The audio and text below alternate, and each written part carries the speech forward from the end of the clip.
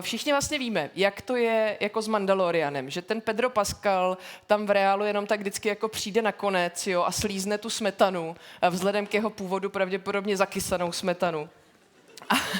A že tu opravdovou práci za něj dělá někdo úplně jiný. Takže já vás poprosím, abyste bouřlivým potleskem přivítali toho skutečného Mandaloriana. Please welcome the real Mandalorian!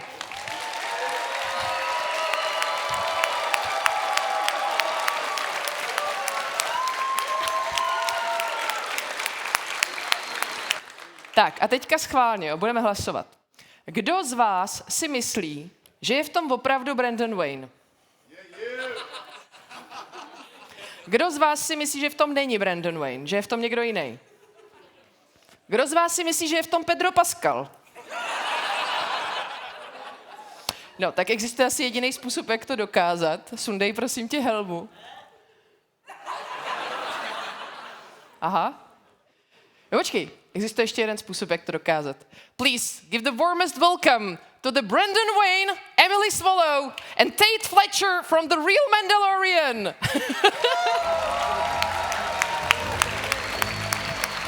Have you ever removed your helmet? We'll see about that. Well, I just had these guys here to prove kind of the point, you know. It must be quite hard for you guys when you like meet someone and, hey, what do you do? I'm an actor. Can I see you in something? No.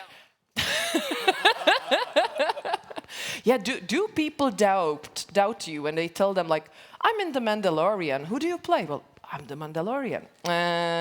You know, I know that Pedro Pascal is doing the role. No. Yeah, no, but they do. They absolutely do. It wasn't until recently that you got to see me with the helmet off on set, so that was kind of when the chains came off. But yeah, it's pretty damn funny. I'd be like, no, I am. I can show you. I have pictures. You have to prove that you're Mandalorian. Oh my God, how about you, Emily? Do people believe? Because at least you've got the voice. That's like, well, But I don't guys, the always voice. have the voice. People will meet me at conventions sometimes and say, but you don't, what do you do? Because I don't always sound like her. Ah, that's the But voice. sometimes I can. But in real life, I'm much more animated. Okay. And Tate, I guess nobody dares to doubt you. I feel like the I've never seen this man in my life. I don't know who he is. the Star Wars universe are such rabid fans that are in the know of things. I think that, I mean, they understand who's who and it precedes us. Yeah. Oh. Well, jokes aside, I have a great respect for your work, guys. Because, you know, anyone can act when we can see their faces. Like, even Pedro can do it. But to do it, you know, only with your body movements. And some of you use your voice, some of you don't. But how do you do that? Do you have some kind of a special training for, like, body acting? I studied kabuki, so I could figure it out, and then I kind of also studied my grandfather eventually. I kind of gave up the hope that I could be different and realized, oh, this is the one thing that is very positive. So I was able to find that stillness, which I don't normally have, through the character, through working with him, through working with John and everything.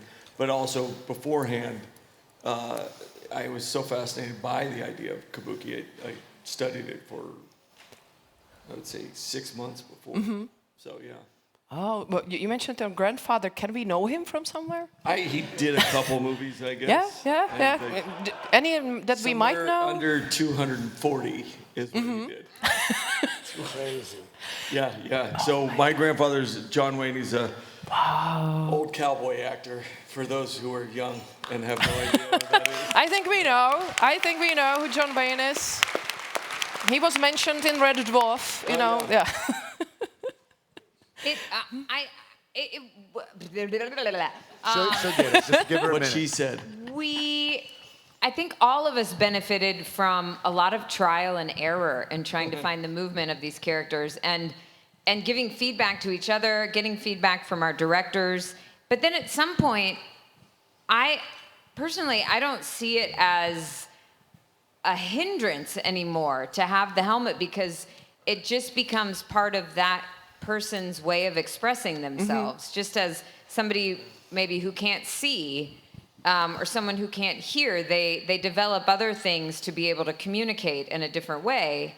And that's sort of what it has become now, I think, wearing a helmet. You don't really think of it. I don't have to worry as much about, but they can't see my face, because now her language doesn't need her face to communicate. Thank goodness. Because at first I think we were all a little nervous that, I mean, the concept, like who wants to watch a show with a bunch of people wearing helmets? You don't think it's going to work. Definitely. And even subtle things, they read so much, and I didn't really realize that, of how important body language was. I mean, even just to open a little or to come forward, it makes a world of difference in the intonation of what's happening. And then you add dialogue into that. So I think we're all acting into the space, and the only thing is seeing how much a little subtle head turn does read, and you don't know that without the other actors. But, it becomes a seamless thing after a while, where you don't question it very much. Yeah. Well, I was wondering, did they try you in the casting process, like how well you can do these body movements, or was there? Did you get like show me in how many ways, how many meanings you can put into the sentence? This is the way, and whoever got the most got the role. She does. I don't think I've ever said this to you, but you're awful. No, I'm kidding. Her ability to make that each time carry something is uncanny. It's excellent. It's really amazing. I do want to say that. Thank you. Because I know that there are certain times where I'm like, yeah, this is the way. Are we done? Cut. Goodbye. He's really good at engaging you on it. So it's I love that. Aww.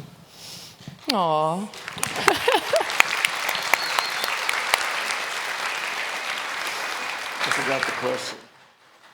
If We were tested yeah, on that. or what I would like to. Did you guys? I had to wear the bucket as you did, and walk around and do that, and kind of live in my screen test. Did you guys ever have? No. Never. I knew that the character would be masked, and so I tried to communicate more with my physicality, and I probably didn't have a lot of expressiveness on my face, but I didn't like walk in there like this. Did they say, hey, you're going to be in a helmet, or did they say you're going to be in a mask? I don't remember. I could look up the audition email on my phone right now. You're going to have a different part. Because I played as El Patroller in the beginning, and then he says, yeah, we want to play this other character. And that was as much information as I had until Legacy Effects started building the set, and then they come out with this matte black helmet. And I go, oh, shit, am I Boba Fett? And they're like, no, you're not. And because that's all we knew about it. We knew there was a bounty hunter. You know, I think my character on all my Under Armour, the bags that they had just read Heavy Bounty Hunter. Heavy bounty. Yeah, that's fun. Right? Yeah. So we had very little. It was a growing experience. It unfolded for us in much the same way it did, I think, for the fans, as far as what we were doing. I found my original appointment email for my audition. Appointment information for untitled high-budget SVOD, which is video on demand. Oh, video on demand, yeah. Let's see. Metered parking. High budget is the most Oh, here we important go. part of that. Leader, strong, zen, but with authority. Where does it? But it said that you can't see her face. So they wouldn't even tell you, like, what are you auditioning for? Oh, no. Oh, gosh, no. Like Just I said, female I leader. auditioned for something, but it ended up being in a different language. So I had to learn a different language to do it. And then after that, I think he saw me. They said, Favreau saw your audition. And they go, and they know my background, and they go, oh, he can do the bit. You know, I think it was assumed. My scene was between armorer, so I was armorer, and hunter. And heavy infantry. Right. Heavy infantry. And hunter. Yes. Yeah, this is the way of the warrior. That's what I said. Wow. Yeah. And how did you say it at the casting? Do you remember what meaning it conveyed? Oh gosh, I don't know. Nope. That was 6 years ago. Oh my God, so long. I had no idea. Yeah. Oh. I did have to they asked me to do a British accent because they were seeing mostly British actors, so that's how that happened.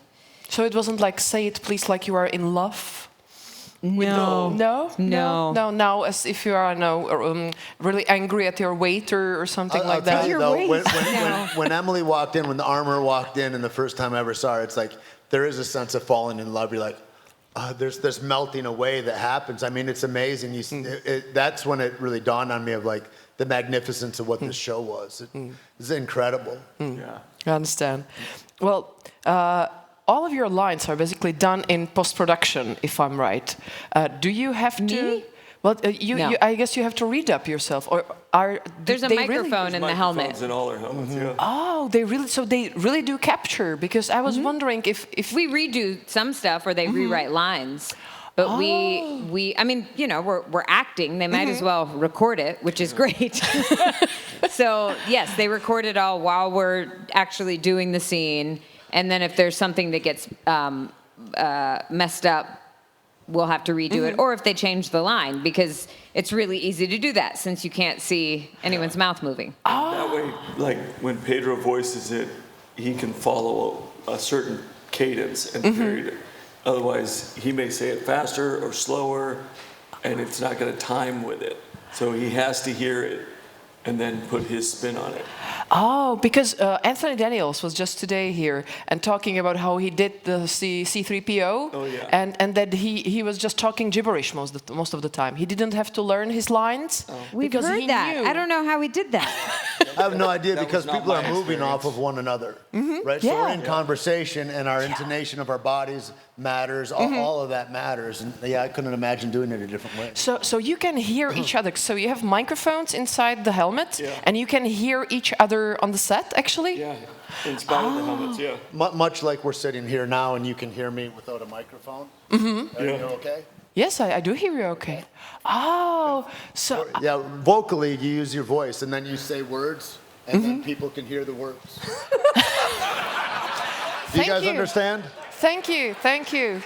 It's a very interesting concept. Okay.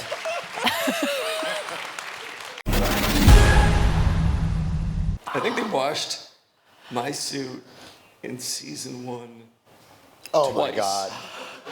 Either she's a slave to fashion, she is that confident in her skills that she knows she's not going to catch fire, or it's some non-flammable space creature that she killed. Has it ever been difficult to be John Wayne's grandson? We didn't know what day it was. We didn't know who we were. We didn't know what we were doing. My mother was very happy because she says, I want to see your dimples. Anything that you like about Mando, anything that you see on that screen in that first season especially, you can literally look up and thank Carl, because without him, I don't pull any of it off. And you have to be aware of yourself, and you have to be your own advocate, because production will walk over your dead body and not give a shit. I can't express enough gratitude about Jensen and Jared specifically, because What part of your armor do you have here in Prague? No, to kecám, potřebuju vás já. Z minulé sezony tohoto podcastu jsme se naučili spoustu věcí. Mimo jiné to, že dávat videa jen tak na YouTube na mě nefunguje jako úplně dlouhodobá motivace. Co ale na neurodivergenty, jako jsem já, funguje skvěle, je zodpovědnost nějaké třetí osobě. A proto vás tímto zvu, abyste se stali prakticky nejdůležitějším členem týmu tohoto podcastu na pozici externí zodpovědnost. Jako odměnu nabízíme nejenom nezkrácené verze našich talk show, ale každý měsíc taky minimálně jeden bonusový rozhovor navíc, samozřejmě s českými titulky. A taky spoustu dalšího obsahu, ale o tom až někdy příště. Gothem volá.